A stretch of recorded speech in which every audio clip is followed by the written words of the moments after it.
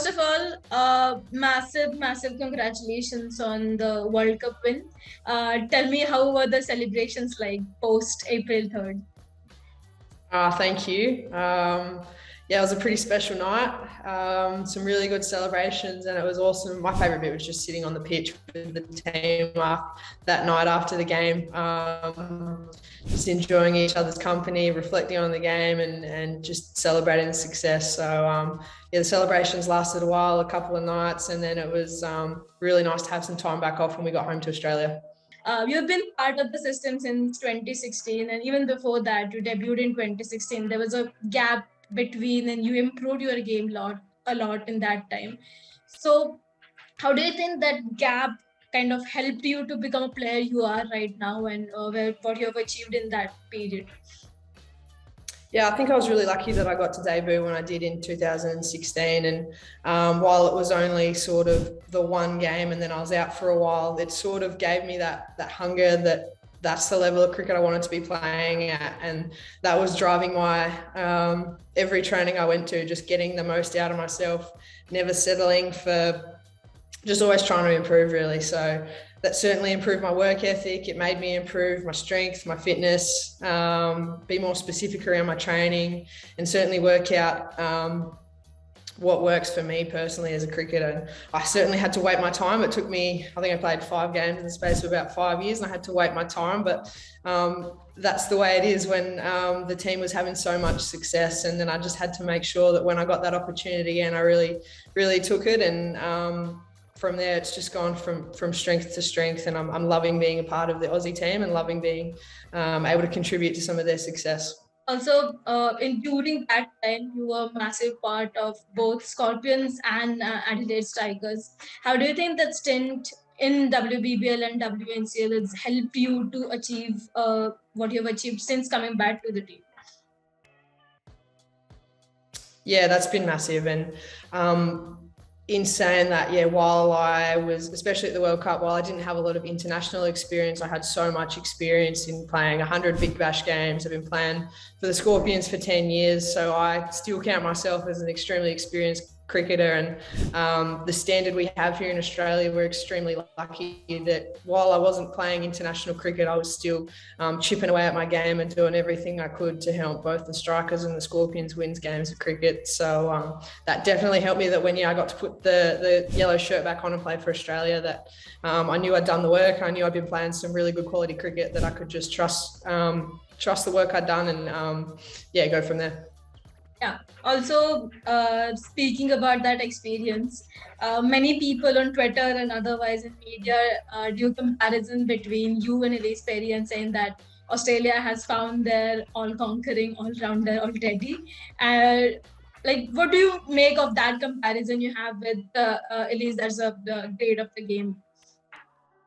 Oh, it's a pretty cool comparison. I'm not going to lie about that, but there's only one Ellyse Perry, and there'll only ever be one Ellyse Perry. So she's been my idol growing up. I'm loving playing alongside her. I'm loving learning from her.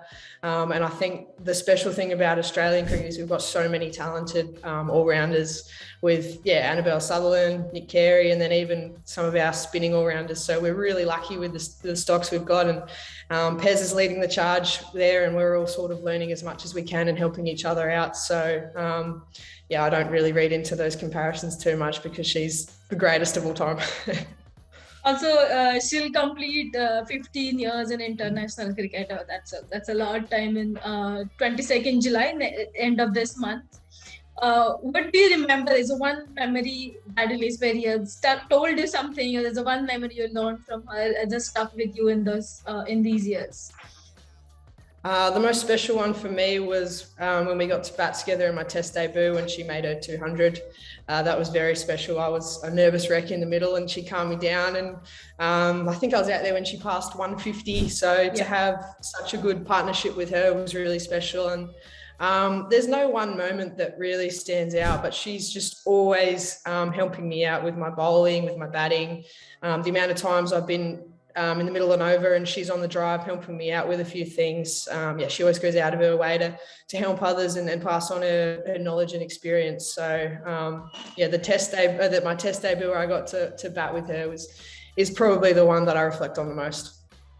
Also, you have played with Shelly, if I'm not wrong, at the Strikers a bit and Scorpions a bit, and now you also have the GOAT, Jude the GOAT Coleman as one of your coaches. How good is that to have the coaches that you have players and coaches you have played with and coached under to have this job at the Australian level?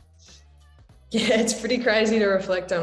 I debuted for the Scorpions as a 16-year-old kid, and Shelley was playing in that team, last year. And yeah, WBB 01, she was part of one of my strikers teammates, one of the absolute greats of the game that not only I, but most people have looked up to. And sort of, now to have her as a head coach is so exciting. And Shelley's really good. She's got that balance of you can have the banter with her, but you can also have the really serious cricket chat. So I love that about her. And even just we've had 2 camps with her as head coach, and really loving what she's bringing to the squad, and loving the chats we're having individually and as a group as well. So excited for what the team's got in store playing under her. So now going towards the Commonwealth Games. First of all, how excited you are personally that cricket is part of the Commonwealth Games? Yeah, I can't wait. The whole experience is something that's, at the moment, it's a bit unknown of what it's going to be like, but I just can't wait to experience the whole thing. And I suppose the most exciting thing for me is I'm not just part of Cricket Australia, but part of Team Australia in general. So sort of technically teammates with a whole heap of swimmers, athletics, beach volleyball. So I can't wait for the whole experience and to see what it's got to offer. It's going to be pretty special. Also, I know this is a pretty biased question, but who do you think is going to be that one player from Australia everyone should watch out for? You've seen them in the camps recently, you've seen them in the World Cup. Who's that one player we all should look out for? That's a really good question. I want to say everyone. We're looking pretty good. The last couple of camps, everyone's looking pretty good. If I had to pick one, I'm going to go Beth Mooney. T20 specialist. She's just a freak, really. I don't really know what else to say. She gets us off to an absolute flyer every game, takes some ripper catches in the field. She just backs it up game after game, super consistent. I don't really know what else to say, but yeah, I'm glad she's on my team because I hate bowling against her in Big Bash and WNCL. So Beth Mooney for me. I just want you to give me the list of teams you think are going to get gold medal, silver medal, and bronze medal in Commonwealth Games. Oh, that's a tough one. Well, gold's easy. Australia. Bit biased, but Australia. T20 cricket, anything can happen, but India will certainly be up there. So I'll go them silver, and I'm going to go South Africa bronze. That's my predictions.